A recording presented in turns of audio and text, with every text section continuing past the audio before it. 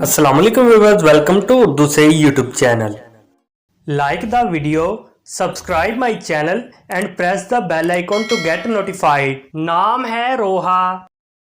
रोहा नाम के इंग्लिश में स्पेलिंग बनते हैं ROHA। रोहा नाम का इस्तेमाल लड़कियों के नामों में होता है। रोहा नाम लड़कियों के लिए मखसूस है। रोहा नाम का मजहब मुस्लिम है।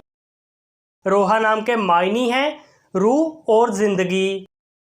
रोहा नाम के इंग्लिश में 4 हरूफ है और ये एक लफ्ज़ है, 4 वर्ड्स एंड 1 लेटर।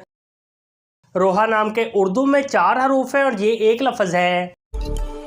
अपने नाम का मीनिंग जानने के लिए कमेंट बॉक्स में लिखिए। चैनल को सब्सक्राइब कीजिए, वीडियो को लाइक और शेयर कीजिए। Thanks for watching.